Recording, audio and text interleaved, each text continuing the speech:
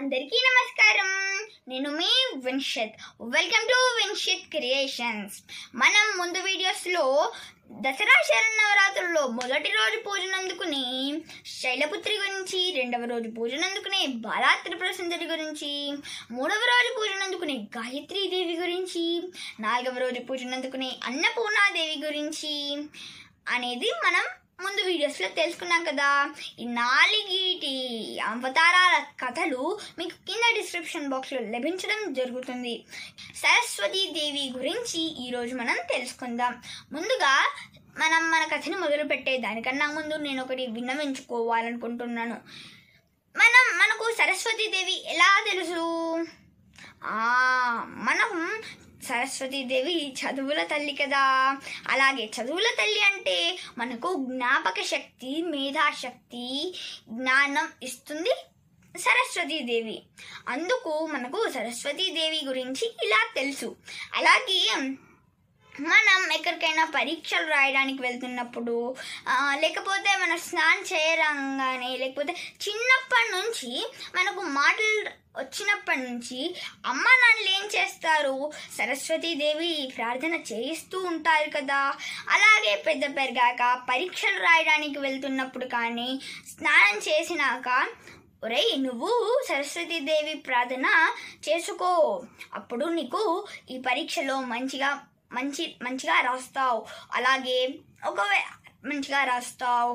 అలాగే నీకు జ్ఞానశక్తి, మేధాశక్తి పెరుగుతుంది అని అమ్మ నాన్న చెప్తారు కదా. మనం కూడా చేస్తాం.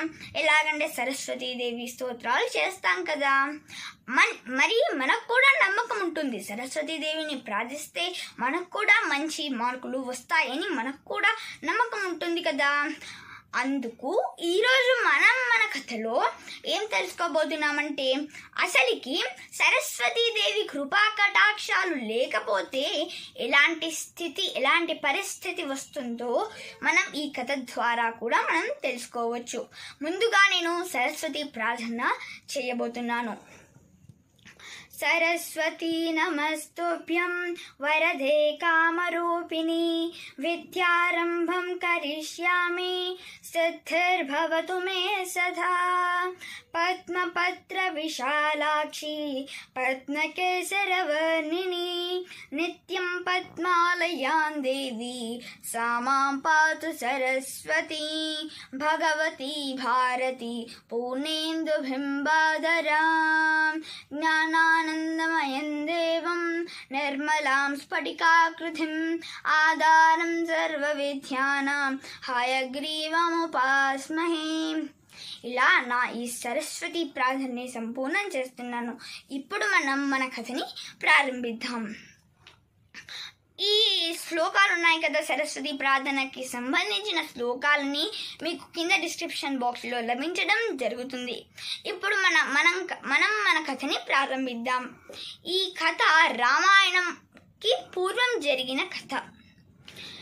అదేమిటంటే, రావణాసురుడు, విభీషణుడు, కుంభకర్ణుడు అని ముగ్గురు సోదరులు ఉండేవారు. వీరి తండ్రి పేరు విశ్వావసుడు. ఈ విశ్వావసుడు ఋషి. అలాగే మన పిల్లలు ఏం చేస్తారు? మన కోరికల్ని చెప్పడానికి మన తండ్రుల దగ్గరికి వచ్చి చెప్తాం కదా. అలాగే ఒక శుభముహూర్తాన రావణాసుడి సోదరులందరూ రావణాసుడితో కలిసి వాళ్ళ తండ్రి అయిన విశ్వావసుడి దగ్గరికి వెళ్ళి వారి కోరికల్ని చెప్పుకుంటున్నారు. అప్పుడు విశ్వావసుడు ఇలా అంటాడు, ఏమిటంటే, మీరు మీ కోరికల్ని తీర్చుకోవడం చాలా కష్టం. అలాగే ఇప్పుడు రావణ నువ్వు ఏమనుకుంటున్నావు? లోకాలన్నిటినీ జయించాలనుకుంటున్నావు కదా. అయితే దీనికి ఇంద్రుడు అడ్డు వస్తాడు. ఇంద్రుడు ఇలా తన కుడి చేతిని జాపగానే తన చేతిలో వజ్రాయుధం, ఇంద్రుడి ఆయుధమైన వజ్రాయుధం ప్రత్యక్షం అవుతుంది. ఆ వజ్రాయుధాన్ని తట్టుకోవడం ఎవ్వరి తరం కాదు అని విశ్వావసుడు చెప్తాడు. అలాగే మళ్ళీ కుంభకర్ణ, నువ్వు ఏం చేస్తావు? మంచిగా తిని నువ్వేం కోరుకుంటావు? నువ్వు ఇంద్ర పదవిని లభించుకోవాలని కోరుకుంటున్నావు కదా. అలాగే నువ్వు మంచిగా తింటున్నావు. మరి మరి ఈ కోరికను కూడా నెరవేర్చుకోవాలంటే అది కూడా కష్టం. ఇంద్ర పదవి అంటే సామాన్యమైన పదవి కాదు, అది దేవతలందరికీ అధిపతి అయ్యే పదవి. కాబట్టి దీనికి కూడా ఇంద్రుడు నీకు అడ్డు వస్తాడు అని కుంభకర్ణుడికి చెప్తాడు. అలాగే విభీషణుడితోటి విశ్వావసుడు ఇలా అంటాడు, విభీషణ, నువ్వు ధర్మంగా బ్రతకాలి అని, ధర్మం పాటించాలి, సత్యం పాటించాలని కోరిక కోరావు కదా, అది కూడా నెరవేర్చుకోవడం చాలా కష్టం. ఎందుకంటే ఈ మంచి ధర్మం అహింస లేకుండా మంచిగా ఉన్నవారు ఇంద్ర పదవికి అర్హులు. అంటే ఇంద్రుడు కూడా నీకు అడ్డు వస్తాడు. కాబట్టి మీరందరూ బ్రహ్మ కోసం తపస్సు చేయండి, మీరు మీ కోరికల్ని నెరవేర్చుకోండి అని మీరు కోరికల్ని చెప్పుకోండి అని అప్పుడు అంటాడు. ఎందుకంటే బ్రహ్మదేవుడు మానవుల దేవతల రాక్షసుల అని ఆలోచించాడు. కాబట్టి మీరు తపస్సు చేయండి. ఇంకొక విషయం, బ్రహ్మదేవుని ప్రత్యక్షం చేసుకోవడం అది కూడా అంత సులువు కాదు, మీరు ఘోర తపస్సు చేయాలి అని చెప్పి వీరిని పంపిస్తాడు. అప్పుడు అందరు ముగ్గురు కలిసి ఒకేసారి తపస్సుని మొదలు పెడతారు. అప్పుడు కొంతకాలం తర్వాత, ఈ తపస్సు మొదలుపెట్టినాక కొంతకాలం తర్వాత దేవతలందరూ ఇలా అనుకుంటారు, ఈ ముగ్గురి సోదరులకి బ్రహ్మ ప్రత్యక్షం కావడానికి ఈ రోజా మాపో వారికి బ్రహ్మ ప్రత్యక్షం అవుతాడు అని వీరికి చాలా భయం చుట్టుకున్నది. వీరేమి కోరికలు కోరుతారు అని ఇలా ఆలోచిస్తుండగా వీరు ఇలా అనుకున్నారు, దేవతలు కానీ మునులు కానీ అయితే పర్వాలేదు, మంచి వాళ్ళైతే పర్వాలేదు, కానీ వీరు రాక్షసులు కదా, ఏం చేయాలి ఎలా అని ఆలోచించసాగారు.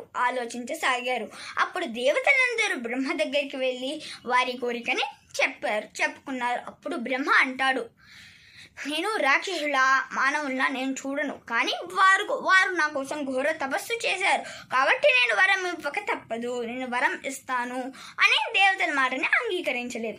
అప్పుడు దేవతలందరికీ భయం చుట్టుకున్నది. అప్పుడు వారు శ్రీ మహావిష్ణు దగ్గరికి వెళ్ళి వారి కోరికని నెరవేర్చుకున్నారు. అప్పుడు శ్రీ మహావిష్ణువు అంటాడు,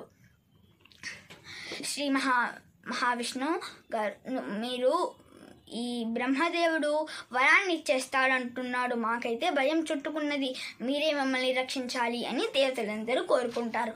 అప్పుడు మహావిష్ణువు ఇలా అంటాడు, రావణాసుడు కోరిక కోరుకునే వరం మనందరికీ తెలుసు. అలాగే రావణాసుడు ఏం కోరుకుంటాడు, సమస్త ప్రాణకోటితోటి నాకు మరణం ఉండకూడదు, అలాగే మానవ జీవులతోటి వానరులతోటి తప్ప ఎవరితోటి నాకు మరణం ఉండకూడదు అని కోరుకుంటాడు కదా. అయితే నేను మానవ అవతారం ఎత్తి ఆ రావణాసుడిని సంహరిస్తాను అని చెప్పి, ఇంకొకటి కుంభకర్ణుడు కదా, కుంభకర్ణుడు ఏం కోరుకుంటాడు, మొత్తం ఇంద్ర పదవిని దక్కించుకోవాలని కోరుకుంటాడు కదా, వీడినైతే నేను అడ్డుకుంటాను అని చెప్తాడు. అని చెప్పగానే మన ఈ దేవతలందరికీ ప్రశాంతత తగ్గింది. అలాగే ప్రశాంతత దక్కింది. వారు మంచిగా సంతోషంగా వారి ఆశ్రమాలకు వెళ్ళిపోయారు. అప్పుడు ఇంతకీ బ్రహ్మదేవుడు ప్రత్యక్షమయ్యాడు వీరి ముందు. అప్పుడు మొదటిగా రావణాసుడు ఏం కోరుకున్నాడు, మానవుల చేత కానీ వానరుల చేత నాకు మరణం ఉండాలి, కానీ వీరి చేత తప్ప ఇంకెవ్వరి చేత నాకు మరణం ఉండకూడదు అని కోరాడు రావణాసుడు. ఆ వరాన్ని బ్రహ్మదేవుడు ఇచ్చేశాడు. ఆ తర్వాత విభీషణుడు ఏం కోరిక కోరాడంటే, నేను ఎట్టి పరిస్థితుల్లో నాకు ఎంత సంపద వచ్చినా నాకు అహంకారం రావద్దు, అలాగే నేను ఎంత ధనవంతునైనా ఎంత గొప్ప పదవులు నాకు వచ్చినా నేను ధర్మం అహింస సత్యం తప్పకూడదు అని విభీషణుడు కోరాడు. అప్పుడు దీనికి కూడా బ్రహ్మదేవుడు వరం ఇచ్చి అనుకున్నాడు. బ్రహ్మదేవుడు చాలా సంతోషించాడు. ఇంతవరకు ఇప్పుడు నాకు మనశ్శాంతిగా ఉంది, ఒకడైతే వచ్చాడు మంచి వరం కోరడానికి అని సంతోషించాడు. ఆ తర్వాత కుంభకర్ణుడి దగ్గరికి వెళ్ళాడు. ముందే నేనేం చెప్పాను, దేవతలందరూ విష్ణు దగ్గరికి వెళ్ళి వారిని విన్నవించుకున్నారు కదా. అప్పుడు విష్ణువు ఏం చేశాడు, మనకి ఇష్టమైన చదువుల తల్లి అయిన సరస్వతీదేవి అంటే విష్ణువుకి కోడలు సరస్వతీదేవి దగ్గరికి వెళ్ళి సరస్వతీదేవిని ఒక పని చేయమని చెప్పాడు ఈ కుంభకర్ణుడిని అడ్డుకోవడానికి. ఆ పని కోసం ఈ కుంభకర్ణుడు ఇంకా తపస్సు చేస్తూనే ఉన్నాడు. ఈ కుంభకర్ణుడికి కనిపించకుండా అదృశ్య రూపంలో సరస్వతీదేవి కుంభకర్ణుడి పక్కనే నిల్చుంది. బ్రహ్మ కోసం ఎదురు చూస్తుంది. మంచి సమయం చూసుకు బ్రహ్మ అయితే వచ్చేసాడు. రాగానే ముందుగా ఈ కుంభకర్ణుడు ఏ కోరిక కోరుకుందామని అనుకున్నాడు. తను ఇంద్ర పదవిని దక్కించుకోవాలని అనుకున్నాడు కదా. అప్పుడు బ్రహ్మదేవుడు ఏం కోరిక కావాలి అనగా అప్పుడు కుంభకర్ణుడు ఇలా అన్నాడు, ఓ పితామహ, ఓ మహాత్మా, నా కోరిక ఏమిటంటే అని చెప్పిన తరువాత నాకు ఇంద్ర పదవి కావాలి అని చెప్పే సమయంలోపే మన సరస్వతీదేవి వచ్చి కుంభకర్ణుడి నాలుక మీద కూర్చొని ఈ ఇంద్ర పదవిని ఒక్క పదాన్ని అటు ఇటు మార్చేసి నిద్రాసనం అని వచ్చేలాగా ముందేమనుకున్నాడు, ఇంద్రాసనం వచ్చేలాగా చూడమని కోరుకోవాలని అనుకున్నాడు కదా.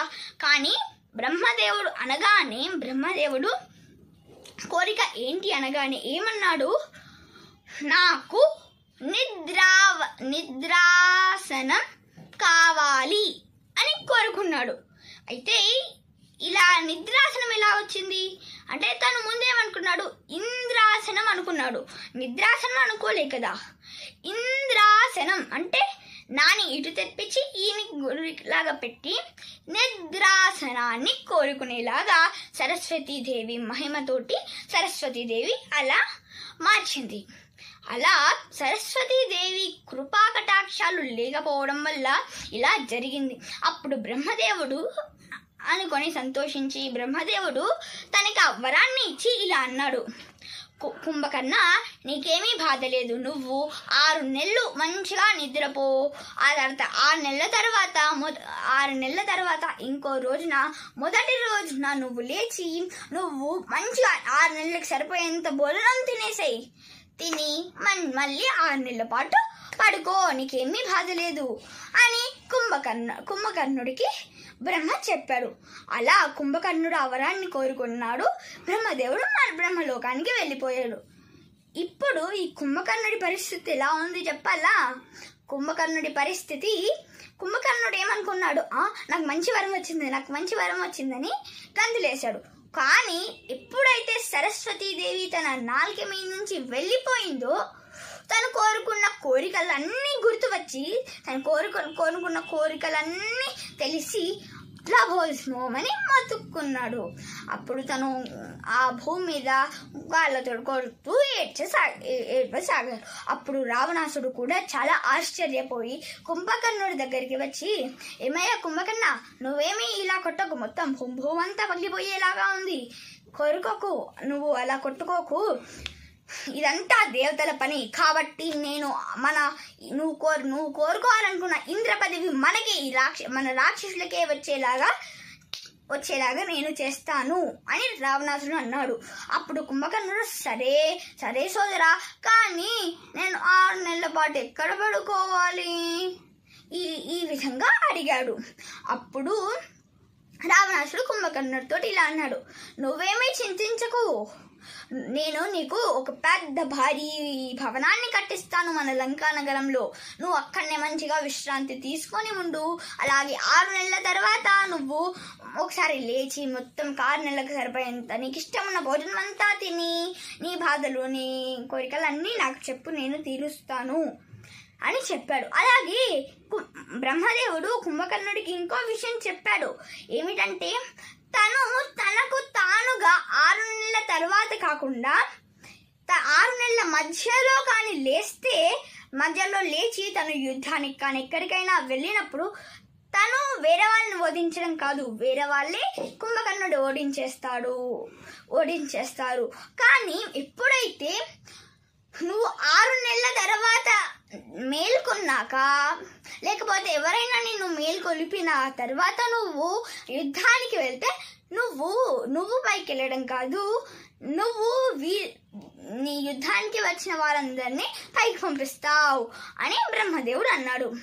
అప్పుడు కుంభకర్ణుడు చాలా బాధించి భారీ భవనంలో విశ్రాంతి తీసుకుంటూ ఉన్నాడు.